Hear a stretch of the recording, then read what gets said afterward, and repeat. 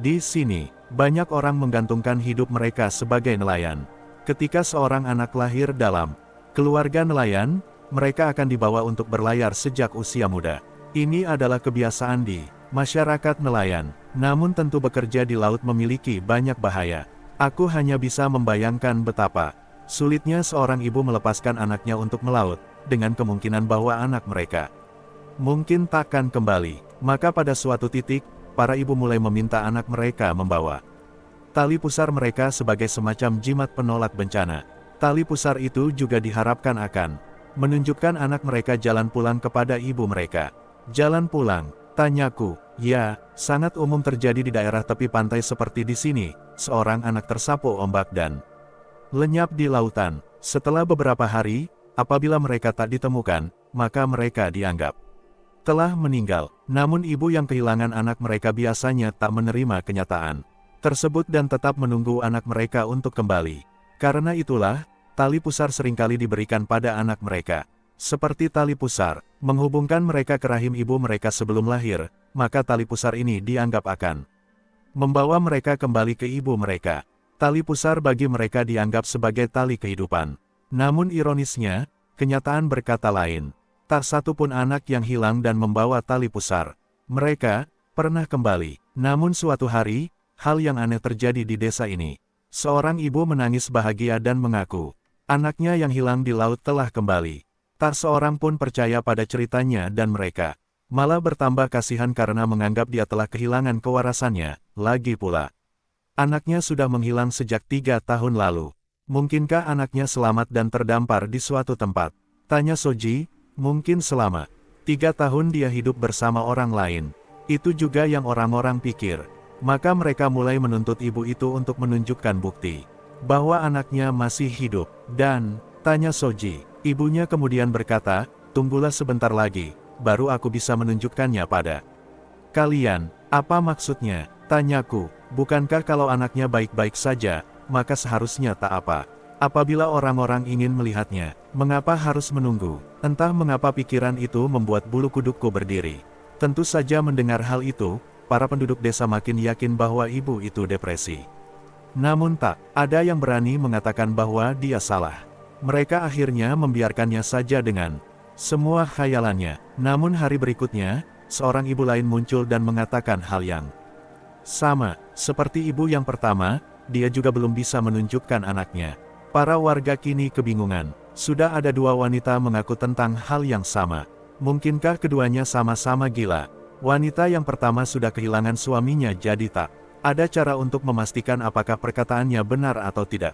Namun suami wanita yang kedua masih ada dan mereka pun memutuskan bertanya pada sang suami tersebut untuk kebenarannya. Jawaban sang suami justru berbeda dengan perkataan istrinya. Dia berkata tak mengerti apa yang mereka bicarakan. Ketika para penduduk desa mengejarnya dengan pertanyaan, dia justru marah dan menyuruh mereka untuk tak mencampuri urusan pribadi keluarganya.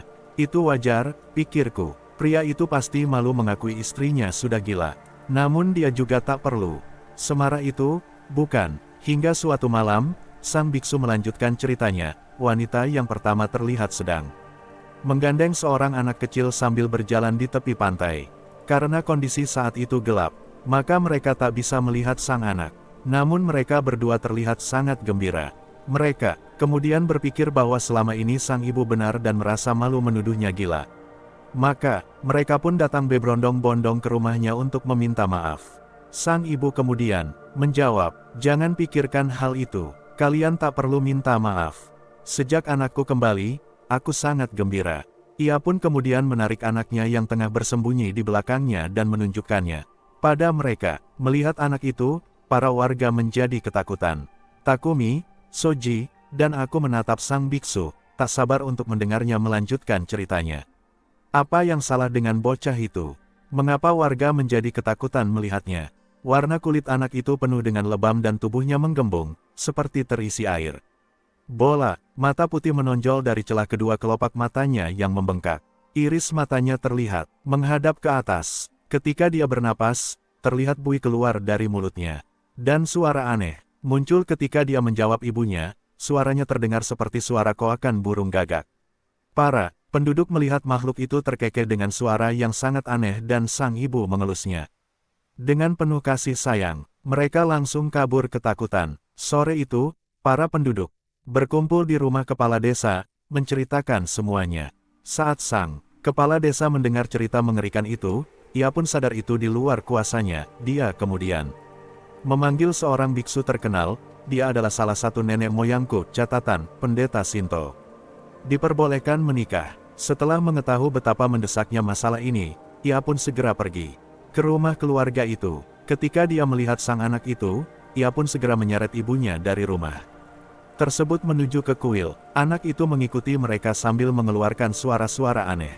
Sepanjang waktu, mereka tiba di kuil dan sang biksu memaksa sang ibu masuk ke dalam kuil. Dia mencoba berbicara dengannya, namun dia hanya meronta, memaksa agar dia dipersatukan kembali dengan apa yang dia sebut sebagai anaknya. Lalu apa yang terjadi? Tanya Takumi. Kekeraskepalaan wanita itu terlalu kuat untuk mereka bendung. Dia berhasil meloloskan diri dan kabur dari kuil tersebut. Biksu itu berhenti berbicara sejenak dan terlihat kekecewaan mengalir di wajahnya.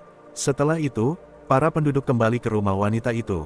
Namun baik dia dan anak menakutkan itu sudah menghilang. Saat mereka menggeledah rumah itu, mereka menemukan beberapa jimat tertempel di pintu dan terdapat tumpukan sampah makanan membusuk di pojok ruangan. Bau busuk memenuhi rumah saat itu. Aku langsung memikirkan lantai kedua hotel tersebut. Semua orang berpikiran hal yang sama.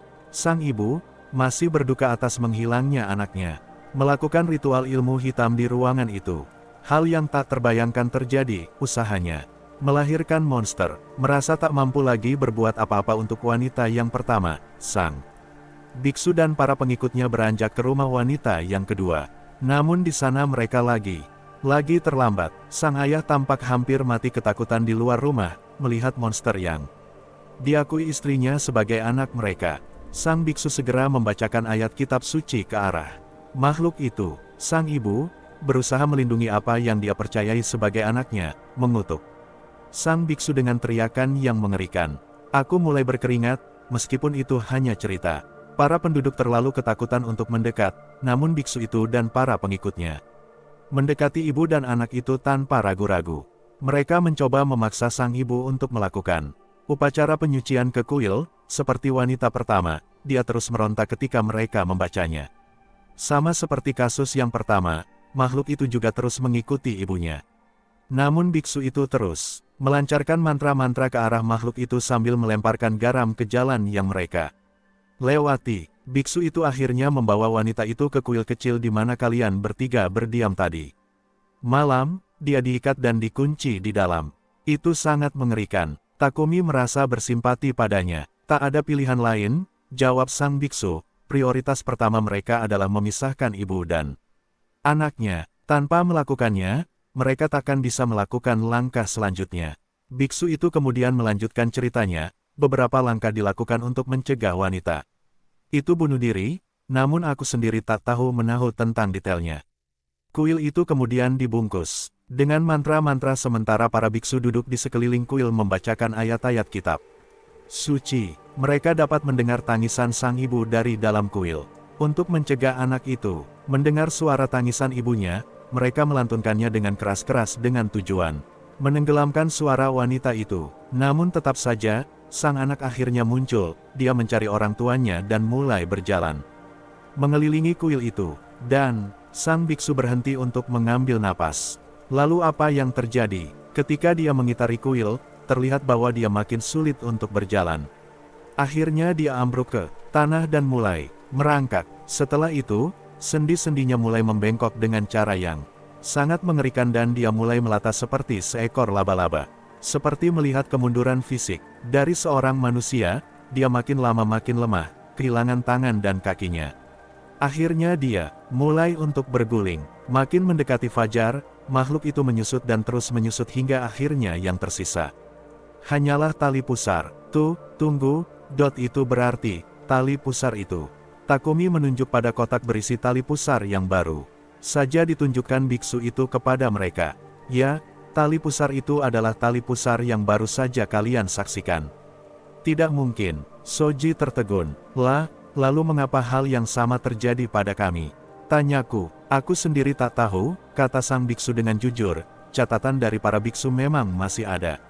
Namun sama sekali tak ada catatan mengenai ritual yang wanita-wanita itu lakukan untuk menghidupkan kembali anak mereka. Mengapa mereka tak bertanya saja pada wanita-wanita itu?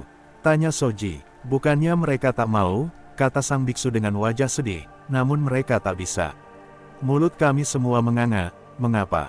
Para biksu kemudian membuka pintu kuil untuk memeriksa keadaan sang ibu.